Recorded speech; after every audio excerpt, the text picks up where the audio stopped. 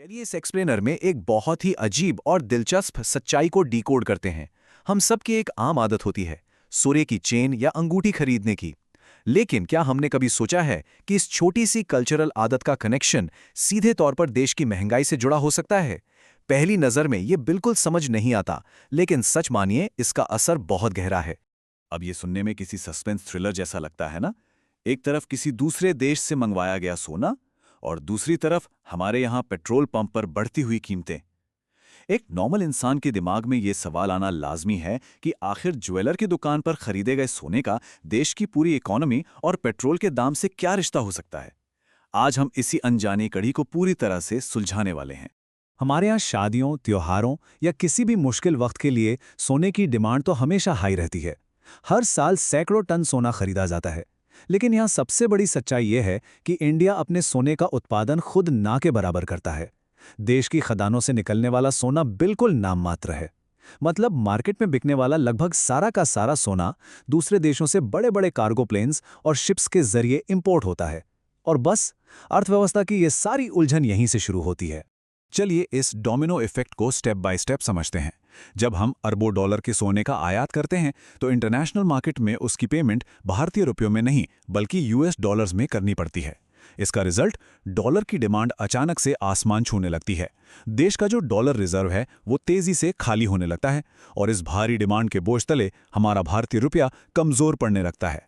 ये बिल्कुल एक तराजू की तरह है। डॉलर का पलड़ा भारी हुआ तो रुपया अपने आप हल्का पड़ जाएगा। इन दोनों के बीच का ये उल्टा कनेक्शन समझना बहुत जरूरी है। इंपोर्ट किए गए सोने की पेमेंट के लिए जब डॉलर की डिमांड इतनी ज्यादा बढ़ जाती है तो मार्केट का एक सिंपल सा रूल अप्लाई होता है।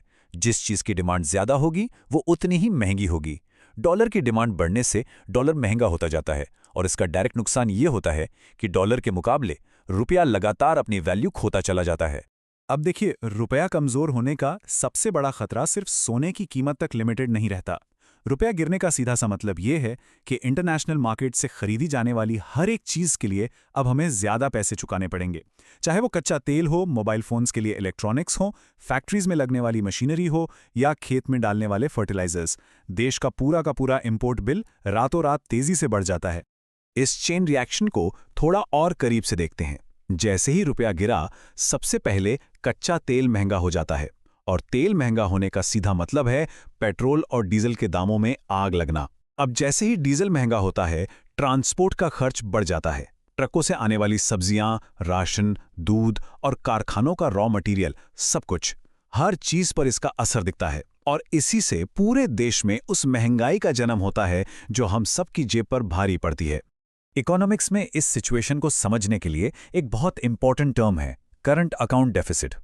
आसान शब्दों में कहें तो जब हम बाहर सामान बेचकर डॉलर कम कमाते हैं लेकिन बाहर से सामान खरीदकर डॉलर ज्यादा खर्च करते हैं। इंडिया के इंपोर्ट बिल में सोना किसी भारी पत्थर की तरह काम करता है। सच में कई बार तो हम सोने के इंपोर्ट पर इतने अरबों डॉलर खर्च कर देते हैं जितना दुनिया के कुछ छोटे देश अपने पूरे साल में कमा भी नहीं पाते। और डेंजर जोन तब आता है जब तीन स्पेसिफिक चीजें एक साथ मिलती हैं, तेल, इलेक्ट्रॉनिक्स और सोना। जब इन तीनों का आयात एक साथ तेजी से बढ़ता है तो इकोनॉमी पर प्रेशर अनबिलीवेबल लेवल तक पहुंच जाता है। देखिए, देश चलाने के लिए तेल जरूरी है, आगे बढ़ने के लिए इलेक्ट्रॉनिक्स चाहिए, लेकिन सोने का ये जो भारी इंपोर्ट है वो फॉरेन एक्सचेंज रिजर्व्स पर एक ऐसी चोट करता है जो किसी भी अच्छी भली अर्थव्यवस्था को हिलाकर रख सकती है। इसी वजह से अर्थशास्त्रियों का सोने को लेकर एक बड़ा ही दिलचस्प और थोड़ा कंट्रोवर्शियल नजरिया है। वो तिजोरी या लॉकर में बंद सोने को सिर्फ एक डेड एसेट यानी निष्क्रिय संपत्ति मानते हैं। एक ऐसा इन्वेस्टमेंट जो सेफ तो है लेकिन इकोनॉमिक्स के एंगल से देखने पर ये ना तो कोई नया रोजगार पैदा कर रहा है, ना प्रोडक्शन बढ़ा रहा है और ना ही देश की ग्रोथ में कोई एक्टिव कंट्रीब्यूशन दे रहा है। इसको एक बिल्कुल सिंपल कंपैरिजन से समझते हैं। अगर 1 लाख रुपए किसी स्टार्टअप या नई फैक्ट्री में लगाए जाएं तो वहां मशीनें चलती हैं, कुछ नए लोगों को काम मिलता है, मार्केट में पैसा घूमता है और ग्रोथ होती है। लेकिन वही 1 लाख रुपए अगर सोने का बिस्किट बनकर सालों तक बैंक लॉकर में बंद रहें तो वो बस धूल खाता रहता है। देश की इकोनॉमी का पहिया उससे 1 इंच भी आगे नहीं बढ़ता। लेकिन रियलिटी में इस पिक्चर की एक दूसरी साइड भी है। इतने स्ट्रॉन्ग इकोनॉमिक लॉजिक्स होने के बावजूद आखिर लोग इतना सोना क्यों खरीदते हैं? क्योंकि सदियों से हमारे यहाँ सोने को सिर्फ एक फिजिकल मेटल नहीं माना गया है, ये एक आभूषण से कहीं आगे की चीज़ है। ये एक इमोशन है, एक बेहद स्ट्रॉन्ग सेफ्टी नेट है।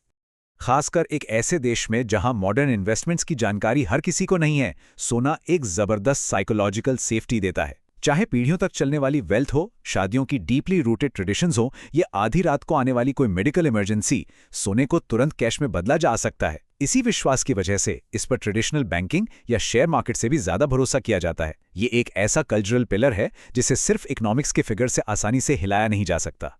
अब जरा इस वक्त की ग्लोबल सिचुएशन को देखते हैं। दुनिया भर में चल रहे तनाव और वॉर लाइक सिचुएशंस के चलते कच्चे तेल और डिफेंस इक्विपमेंट्स के भारी इंपोर्ट से पहले ही इकोनॉमी पर बहुत ज्यादा बोझ है।